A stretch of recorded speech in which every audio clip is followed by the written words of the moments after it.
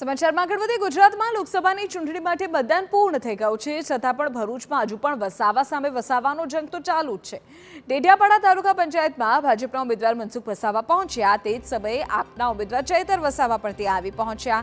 ચૈતર વસાવાએ પીએસઆઈને કહ્યું કે મનસુખ વસાવા ડેડિયાપાડાના રહેવાસી પણ નથી અને હમણાં કોઈ હોદ્દો પણ નથી તો કઈ રીતે તાલુકા પંચાયતમાં 1 કલાકથી બેઠા છે।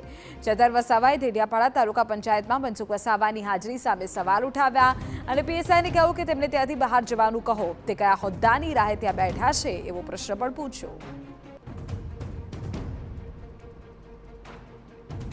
પોતે હમણાં કોઈ પદ પર નથી, બરાબર। હમણાં લોકસભાની ચૂંટણી ગઈ છે, 4 જૂને રિઝલ્ટ આવશે ત્યારે જે તે વ્યક્તિ ચૂંટાય, હું ચૂંટાય કે એ ચૂંટાય એ પદ પર રહેશે, સાંસદમાં એ રહેશે, બરાબર।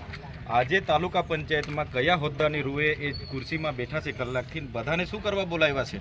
પદાધિકારી જેટલા તાલુકાના સભ્યને બોલાવ્યા છે, અમે બધા તાલુકા સભ્યને લઈ આવ્યા છે। વિરોધ પક્ષના નેતા બી છે અમારા, વિરોધ પક્ષના નેતાને બી લઈ આવ્યા છે, એમને છે ને બહાર બોલાવો અને ચોખવટ કરાવો અહીંયા, અને ટીડીઓને બી બોલાવો અને બધા ઉપરાણ આવે તમે બી બંધ કરો, એમને બહાર બોલાવો અને ચોખવટ કરી અમે તો અહીંયા સ્થાનિક છે, આખી રાત જ અહીંયા બેસીશું। તો બીજી તરફ ચૈતર વસાવાએ નર્મદા જિલ્લાના ડીવાયએસપીને અરજી આપીને રજૂઆત કરી છે।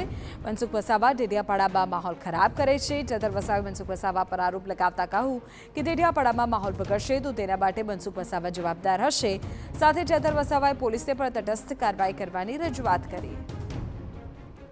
મનસુખભાઈએ પોતાની આઈડી ફેસબુક, ટ્વિટર, ઇન્સ્ટાગ્રામ પર મારા નામ જો તાલુકા વિકાસ અધિકારીને ધમકાવ્યા હોવાનો આરોપ મૂકેલો છે અને પોતે ઉશ્કેરણીજનક પોસ્ટ કરી છે કે બધા તાલુકા પંચાયત ડેડિયાપાડા પહોંચો, હું ત્યાં નીકળી ગયો છું।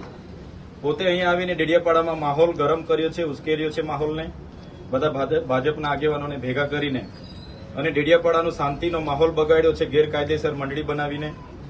અમે શાંતિ ઈચ્છીએ છીએ એટલે અમે કાયદો અને વ્યવસ્થા જળવાઈ રહે એ માટે પોલીસને જાણ કરી છે।